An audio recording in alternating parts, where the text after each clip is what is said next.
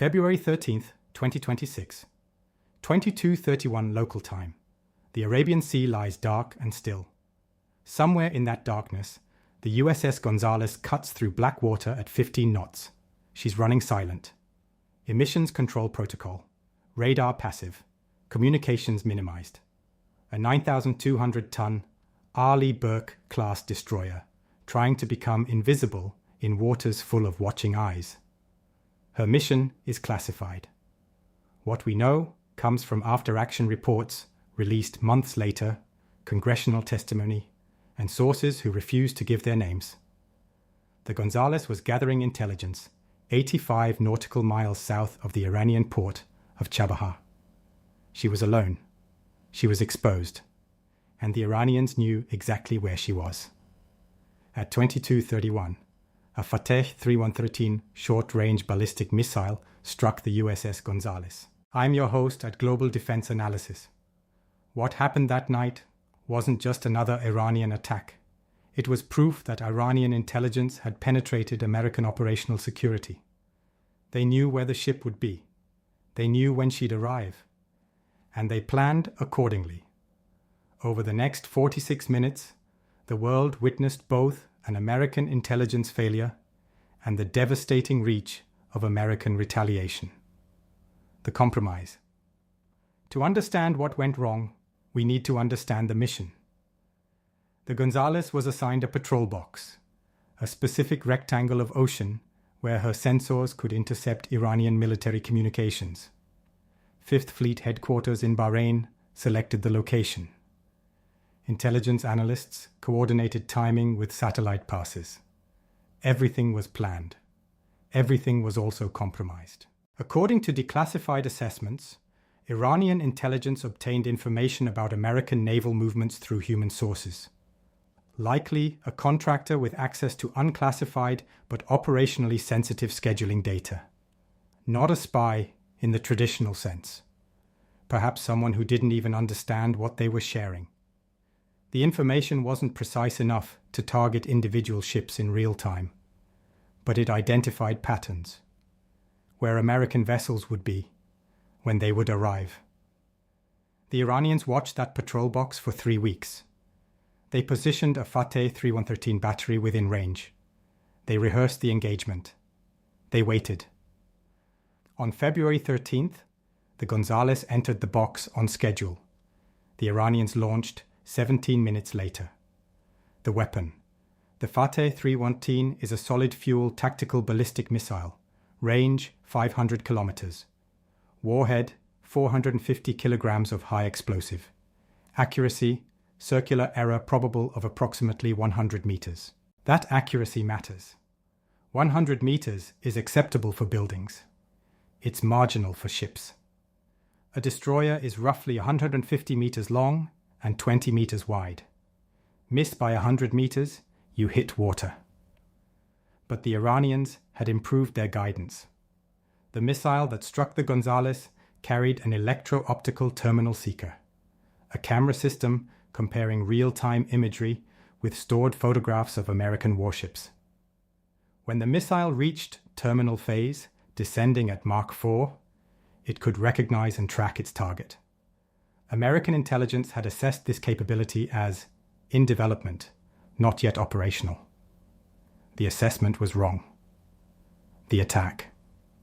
At 22:14, the Fateh-313 launched from Sistan, Balochistan province. The missile climbed through atmosphere, reached apogee at 47 kilometers, then began its descent. Terminal velocity approaching Mach 4. The Gonzalez was running dark. Radar passive. Her crew detected nothing. At 22:28, the ship's electronic warfare system detected unusual signals. Weak, brief. The system classified them as unknown emitter, possible threat. 3 minutes to impact.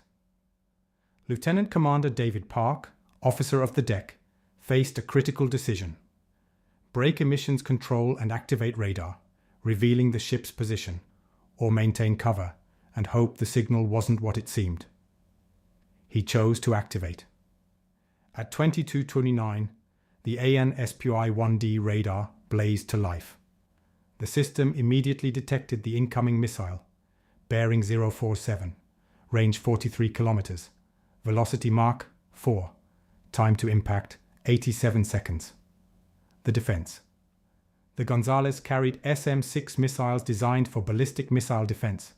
The system was capable. The crew was trained. But the engagement window was brutally compressed. At 22:29 the first SM-6 launched. 17 seconds later, a second. At 22:47, a third. The Phalanx close-in weapon system activated, tracking the incoming threat. 42 seconds to impact. The first SM-6 reached intercept altitude at 22:30:42. It passed 65 meters behind the target. The Fateh-313's terminal maneuvers had thrown off the solution. The second SM-6 scored a proximity detonation at 22:30:49. The blast fragmented the missile's airframe, but the warhead section survived, tumbling, no longer guided, still carrying 450 kilograms of explosive. The third SM-6 lost its target. The debris was too scattered. The Phalanx engaged at 22:31:01. Its 20mm rounds struck the falling warhead multiple times. At 22:31:04, the warhead detonated. Altitude, 180 meters above the Gonzalez, an airburst. The devastation. The blast wave struck from above, a direction naval ships aren't designed to withstand. All 4 Spy 1D radar arrays were destroyed. Communications antennas shredded. Bridge windows blew inward. Fragments rained across weather decks. 4 sailors died instantly. Petty Officer First Class Michael Rodriguez, 34, from Texas, father of 2 daughters. Petty Officer Second Class James Chen, 27, from California, engaged to be married in April.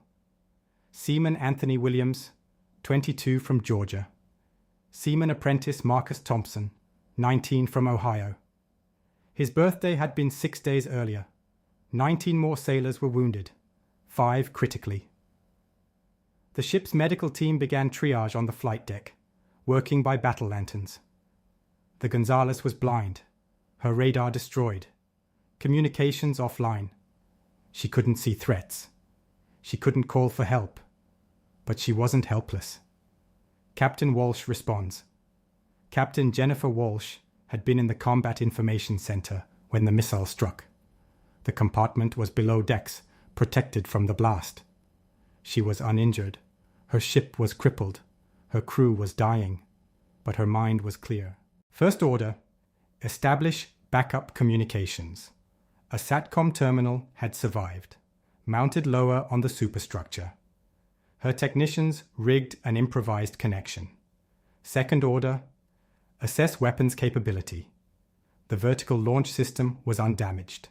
The Tomahawk missiles were intact. Third order, begin targeting procedures.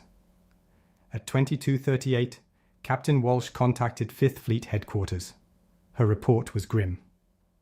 4 confirmed KIA, 19 wounded, ship combat ineffective for air defense. Then she added the words that changed everything. Tomahawk capability intact, ready to execute counterstrike on your authorization. The decision. Vice Admiral Thomas Richardson received the report at 22:40. He already knew about the attack. The USS Bataan had tracked the missile's trajectory from 140 miles south. Now he had a decision. The defensive priority was clear. The Gonzalez needed escort support immediately. But defense wasn't the only priority. 4 American sailors were dead. A ship was crippled. And Iran had demonstrated precision-guided ballistic missiles that could target specific vessels. If that capability wasn't addressed, more ships would die. Richardson was on the phone with CENTCOM within 60 seconds. At 22:44, he authorized a strike. But this strike would be different. The Fateh-313 battery was a legitimate target. Destroying it was justified. But destroying one battery didn't address the larger threat. The real threat was the guidance system. The electro-optical seekers that turned inaccurate missiles into precision weapons. The facilities that developed them. the engineers who built them. Intelligence had identified a research complex in Shiraz, 400 kilometers from the coast, deep in the Iranian interior. The facility developed Iran's precision guidance technology. It was hardened, defended by SA-15 and SA-20 missile systems. It had never been on any target list. Until now. Richardson added it. The strike package. At 22:48, the strike package was finalized. Primary target Alpha, the Fateh-313 battery, 8 Tomahawk missiles, coordinates confirmed by trajectory analysis. Primary target Bravo, the Shiraz guidance facility, B-2 Spirit strike, the only asset capable of penetrating that far inland. Secondary targets, 2 coastal missile storage facilities, 4 Tomahawks each. At 22:54, the Gonzalez began launching. The ship was blind, deaf, bleeding. Fire hoses still played across smoldering debris. But her Tomahawk missiles didn't need the destroyed radar. They had pre-programmed coordinates, GPS guidance. They could find their targets without help. 4 missiles erupted from the forward VLS cells. 4 more followed from the USS Porter, 60 miles west. At 22:56, 2 B-2 Spirit bombers crossed into Iranian airspace. The B-2s. The bombers had launched from Diego Garcia 12 hours earlier. They'd been orbiting over the Arabian Sea, waiting for a mission that might not come. When the Gonzalez was hit, they had a mission. The B-2 Spirit is the most survivable strike aircraft in the American arsenal, nearly invisible to radar. Range of 6,000 miles. Payload of 16 2,000-pound bombs. Iran's air defense network never saw them coming. The bombers crossed the coast at 40,000 feet, following a flight path that exploited gaps in radar coverage. Shiraz was 400 kilometers inland, 40 minutes of flight time. The facility was defended by capable air defense systems. The defenses never engaged. They never detected the approaching aircraft. The destruction. At 23:17, 46 minutes after the Gonzalez was hit, the first American weapon struck. 8 Tomahawks saturated the Fateh-313 battery position. The launchers were destroyed. The radar vehicles destroyed. The crew, approximately 30 personnel, was killed. The secondary targets received their Tomahawks at 23:19 and 23:21. One facility was legitimate, a storage bunker containing missile components. The other was a decoy. At 23:24, the B-2s reached Shiraz.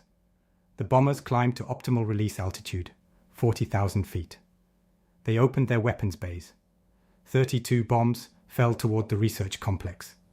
Standard penetrators and specialized bunker busters. The penetrators struck first, cratering above-ground structures. The bunker busters followed, driving through rubble and earth to detonate among underground laboratories. The facility that developed Iran's precision guidance technology was destroyed. Casualties estimated at 60 personnel. At least 12 were engineers with specialized expertise in electro-optical guidance systems. Their knowledge died with them.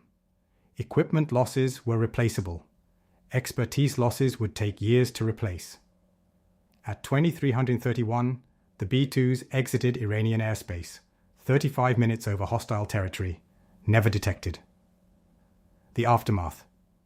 At 23:33, Captain Walsh received confirmation. All targets destroyed. She stood on her shattered bridge, glass crunching under her boots. Through blown-out windows, she watched damage control teams fighting fires. 4 of her sailors were dead, 19 wounded. Her ship would spend 6 months in repair. The battery that killed them was eliminated. The facility that built the weapon was rubble. It wasn't justice. Justice would require those 4 sailors to be alive. This was retaliation. The distinction mattered to lawyers. It didn't matter much to Captain Walsh. The Gonzalez made way for Bahrain at reduced speed. The USS Mitchell provided escort, her radar covering the space where the Gonzalez could no longer defend herself. The transit took 18 hours. One more sailor died en route. Petty Officer 3rd Class Sarah Mitchell, 24, from Oregon. Her injuries proved beyond the ship's medical capability. She died at 0847 on February 14th. Final death toll, 5. The diplomatic response. Iran called the Shiraz strike terrorism. They released images of destroyed buildings and grieving families. They demanded UN sanctions.